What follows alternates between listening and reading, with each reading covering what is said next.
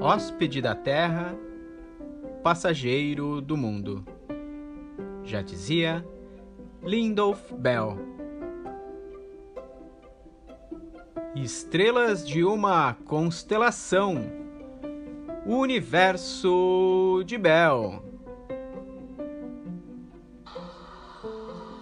E para mim a poesia foi sempre isto, este projeto de vida do qual não pude abdicar, não porque eu quisesse ou não quisesse, mas porque um mistério maior me fazia estar ali.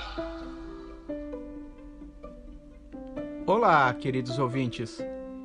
Acabamos de ouvir uma fala de Lindolf Bell em um de seus tantos discursos poéticos proferidos em homenagem à poesia. Eu sou Miguel. E eu sou a Joelma. E este é um programa de podcast sobre literatura, desenvolvido pelos profissionais que atuam no Museu Casa do Poeta Lindolf Bell. Estamos há mais de um ano percorrendo os caminhos cheios de luz de uma constelação construída a partir dos autores e pensadores que foram motivo de inspiração para o poeta Lindolf Bell. Sabe-se que um grande escritor é também, antes de mais nada, um grande leitor, e que a obra dos grandes talentos é costumeiramente motivada por outras obras e se inspira também em outras vozes. Foram muitas as inspirações que o nosso poeta teve, muitas as leituras compartilhadas e muitos os caminhos percorridos. Nós, durante esta série, fizemos um traçado breve, destacando somente alguns nomes, mas com certeza muitos outros autores e pensadores poderiam ter sido mencionados durante este percurso. Nós destacamos aqueles que, percebemos, foram mais recorrentemente citados pelos comentadores da obra de Lindolf Bell e pelo próprio Bell. Iniciamos pela poesia mística e religiosa do romântico alemão Friedrich Hölderlin. Destacamos o professor do ensino escolar que motivou as primeiras leituras de Bell, o professor Gelindo Sebastião Buzzi. Passamos pela poesia do surrealista espanhol Federico García Lorca. Falamos ainda das figuras de Castro Alves, Novales e Cruz e Souza. Da poesia modernista brasileira fizeram-se presentes os nomes de Manuel Bandeira e Jorge de Lima. O 10º e o 11º episódio foram dedicados a Goethe e a Eliot, respectivamente. E, por fim, o 12º ao poeta Rainer Maria Rilke. E agora que temos esta constelação formada, como não poderia deixar de ser, vamos dedicar este último episódio ao próprio Lindolf Bell. Nascido no dia 2 de novembro de 1938 na cidade de Timbó e falecido em 10 de dezembro de 1998 em Blumenau, Lindolf Bell é hoje a expressão maior da literatura catarinense no século XX. Foi lavrador, contador e serviu à polícia do Exército. Cursou técnico em contabilidade no Colégio Santo Antônio, em Blumenau, e formou-se em dramaturgia pela Escola de Arte Dramática de São Paulo. No campo da poesia, vive imortalizado. Sua estrela permanece brilhando e iluminando o campo das letras, das artes e da cultura. Seu legado e sua obra permanecem vivos, inspirando novos talentos. E como vimos durante os episódios, o seu trabalho como poeta e crítico das artes motivou também muitas pesquisas. Já lá nos anos de 1970, Maria Joana Tonczak o tomava como objeto de investigação para desenvolver sua monografia de especialização em letras na Faculdade de Filosofia, Ciências e Letras de Assis, São Paulo. A pesquisa saiu publicada em livro no ano de 1978, com o título Lindolf Bell e a Catequese Poética.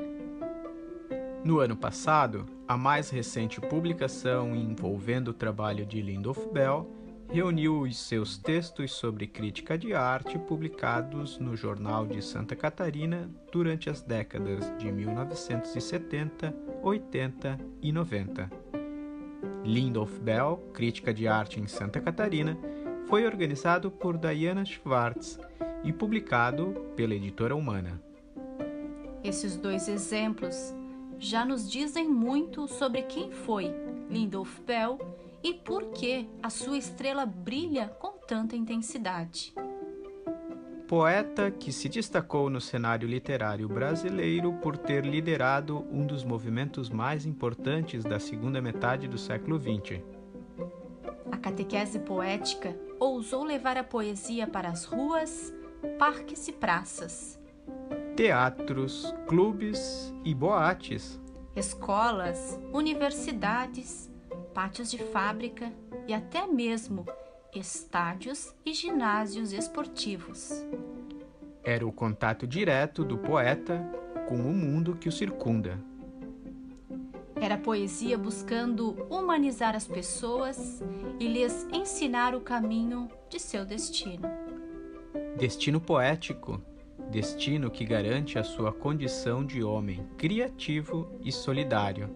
Destino humano. Lindolf Bell quis ensinar que o exercício do homem é o exercício do poeta, que nada está separado de nada, nem ninguém de ninguém.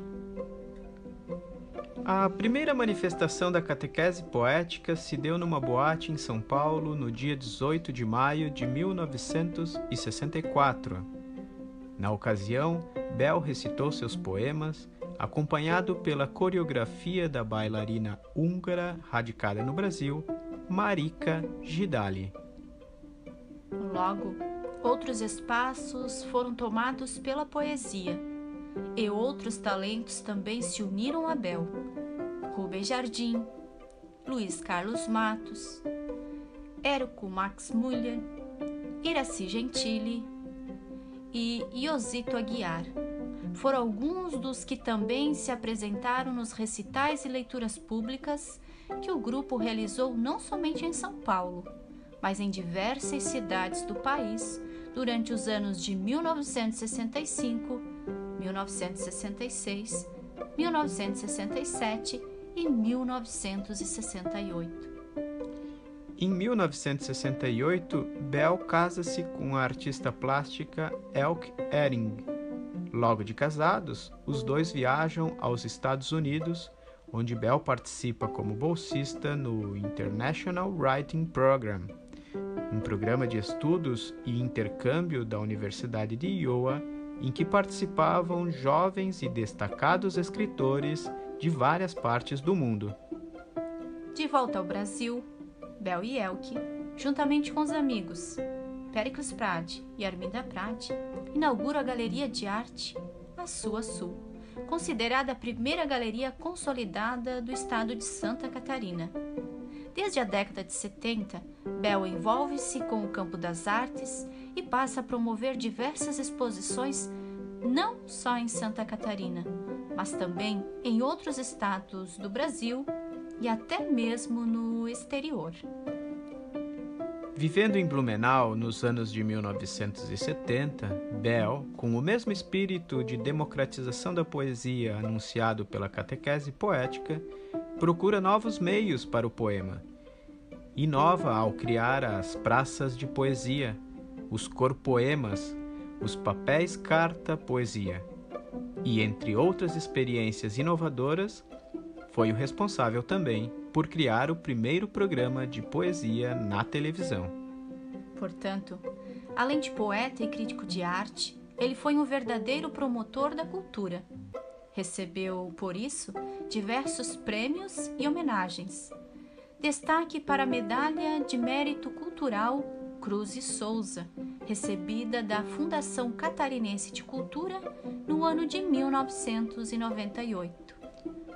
Em 2001, Lindolf Bell foi eleito um dos 20 catarinenses que marcaram o século XX, numa votação popular realizada pela antiga RBS-TV em todo o estado de Santa Catarina.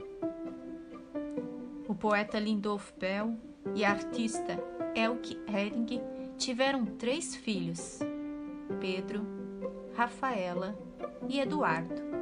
Graças a eles, o desejo do poeta de transformar a casa onde morou boa parte de sua vida em um espaço de disseminação da cultura se fez realizar.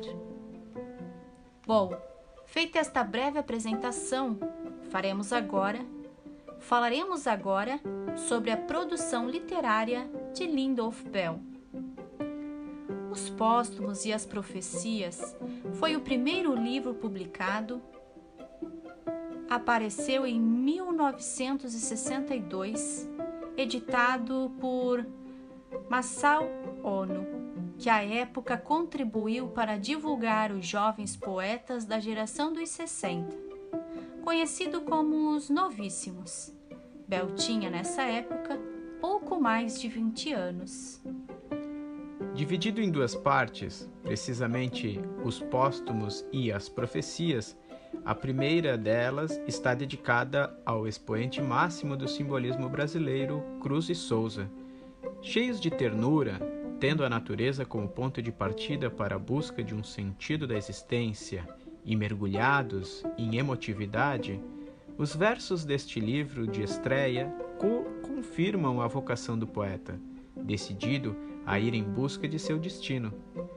No segundo poema da primeira parte, pode-se ler, por exemplo: entre mar e céu, cidade e rio, a casca do fruto sobre o rosto, entre ontem e hoje, o adeus que ninguém me deu. Sorrio das lições, de todas as lições.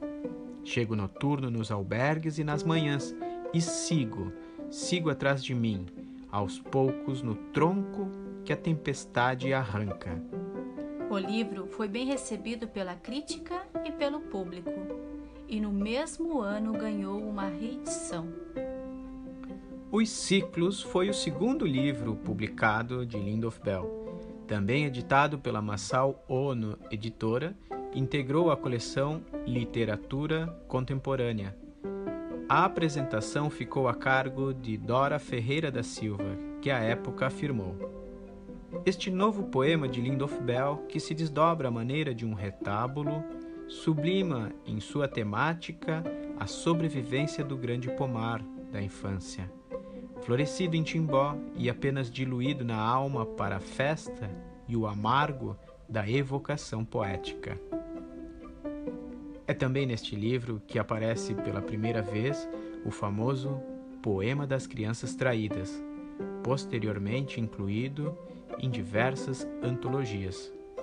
Em 1965, publica pela Brasil Editora seu terceiro livro, Convocação, título sugestivo que se insere no contexto do movimento da catequese poética. Bell convocava todos ao canto e ao grito de urgência da poesia. Convocava todos e convicto anunciava: há uma vida por fazer.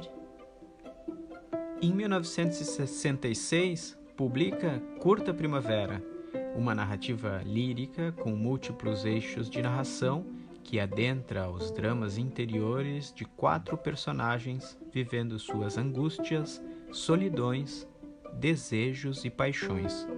Ainda no mesmo ano de 1966, Bell publica A Tarefa, pela editora Papiros. Amplia as possibilidades da poesia, explorando a disposição das palavras nos versos do poema. Amplia também o alcance e o alvo da poesia. Fala das dores da injustiça que reconhece nos conflitos sociais e políticos. Os últimos versos que abrem a segunda parte do livro dizem: o meu futuro é um urro, por isso meu sussurro é um soco no escuro, e meu silêncio um grito fundo nas carnes do mundo. No ano de 1971, Bell publica As Anamárias, poema lírico dedicado à cantora Ana Maria Kiefer e que recebeu na primeira e segunda edição ilustrações de Elke Ehring. O livro obteve o reconhecimento de Carlos Drummond de Andrade, que o celebrou como a mais importante obra lírico-amorosa daqueles anos. De fato, As Anamárias impressiona pela fluidez dos versos que entoam um canto de amor e paixão pela beleza.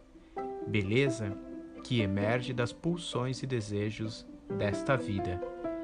Pericles Prade, na apresentação do livro Melhores Poemas Lindolf Bell, publicação da editora Global lançada em 2009, considera As Anamárias o ponto mais alto do virtuosismo do poeta.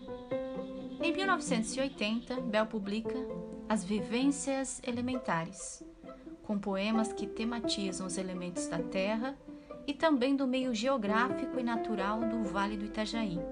Seus versos vêm mergulhados na memória dos tempos de comunhão com o âmago das coisas do mundo, levantando profundas reflexões sobre a existência. E logo em seguida, em 1984, aparece O Código das Águas, livro que lhe garantirá o prêmio da Associação Paulista de Críticos de Arte 1984 na categoria Poesia. Do universo telúrico emanado pelas raízes das vivências elementares, Bell passa a versificar agora sobre o transitório, sobre o fluir da existência expressa por meio de um código que resiste à rigidez da forma. Destacam-se nesse sentido os poemas Um Touro Atravessa a Tarde, Andorinhas Escrevem no Ar e o poema do Andarilho, onde se encontram os famosos versos Menor que meu sonho, não posso ser. De meados da década de 1980 até meados da década de 1990, Bell publica obras de tiragem menor e, por vezes, em formato artesanal. Em ordem de publicação seguem-se Centenário, 1985, Texto e Imagem, 1987, Iconografia, 1993, Pretextos para um Fio de Esperança e Requiem, ambos de 1994. Para não esquecermos nenhuma obra, não deixemos de mencionar duas antologias. A primeira, Antologia Poética de Lindolf Bell, de 1967, e a segunda, Incorporação, de 1974. Ao total, foram 16 obras publicadas por Bell.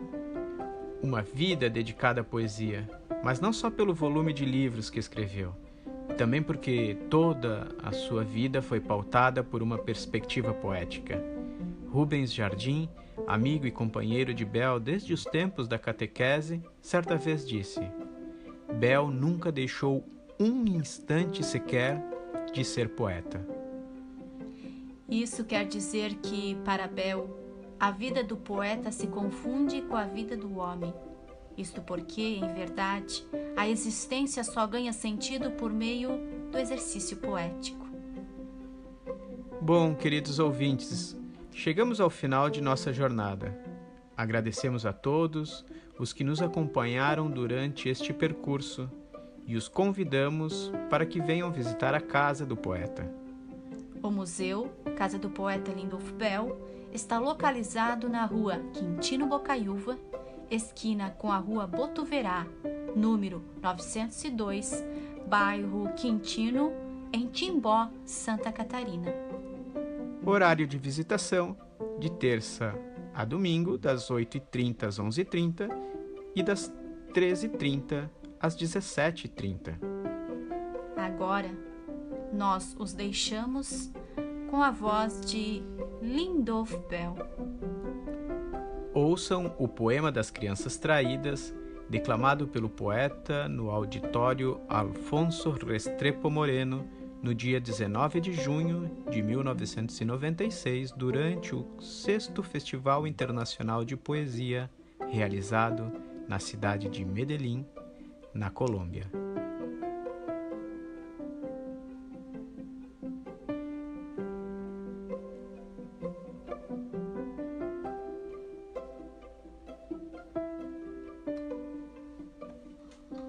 Eu vim da geração das crianças traídas. Eu vim de um montão de coisas destroçadas. Eu tentei unir células e nervos, mas o rebanho morreu. Eu fui a tarefa num tempo de drama. Eu cercei o tambor da ternura quebrado. Eu fui às cidades destruídas para viver os soldados mortos. Eu caminhei no caos com uma mensagem. Fui lírico, de granadas presas à respiração. Visualizei as perspectivas de cada catacumba. Eu não levei serragem aos corações dos ditadores. Recolhi as lágrimas de todas as mães numa bacia de sombra. Tive a função de porta-estandarte nas revoluções. Eu amei uma menina virgem. Arranquei das possíveis um brado. Amei os amigos de pés no chão. Acreditei numa igualdade total. Não fui canção, mas grito de dor. Tive por linguagem materna roçar de bombas baionetas. Fechei-me numa redoma para abrir meu coração triste. Eu fui a metamorfose de Deus. Vasculhei nos lixos para redescobrir a pureza. Desci ao centro da terra para colher o girassol que morava no eixo. Descobri que são incontáveis os grãos no fundo do mar, mas tão raros os que sabem o caminho da pérola. Tentei persistir para além e para quem no contexto humano o que foi errado. Inventei um brinquedo das molas de um tanque enferrujado e construí uma flor de arame farpado para levar na solidão. Eu sou a geração das crianças traídas. Tenho várias psicoses que não me invalidam. Sou do automóvel a 200 km por hora, com o vento a bater-me na cara, na disputa da última loucura que adoeceu. Meu coração é um prisma. Eu sou o que constrói, porque é mais difícil. Eu sou não o que é contra, mas o que se impõe. Eu sou o que quando destrói, destrói com ternura. E quando arranca até a raiz e põe a semente no lugar. E sem bandeira que indique morte qualquer, avanço das caliças. E sem porto fixo à espera, nem lar de maternas mãos, ostento meus adeuses. Sem credo a não ser a humanidade dos que se amam e desamam, anuncio a catarse numa sintaxe de construções. Eu escreverei para o universo sem concessões. Eu saberei que a morte não é esterco, mas enfim da capacidade de colher no chão menos adubado, que poderei sorvê-la como a laranja que esqueceu de madurar, que serei alimento para o verme primeiro da madrugada, que a vida é a faca que se incorpora em forma de espasmo e que tudo será diferente, tão diferente. Eu quero um plano de vida para conviver. Eu ostentarei minha loucura erudita. Eu manterei meu ódio a todos os séculos, cifras, tiranos e exércitos. Manterei meu ódio à hecatombe do pseudo-amor entre os homens. Manterei meu ódio aos fabricantes das neuroses de paz. Direi coisas sem nexo em cada crepúsculo de lua nova. Eu estarei na vanguarda para conferir esplendores. Eu me afastarei da espécie humana, mas eu farei exceções a todos aqueles que souberem amar.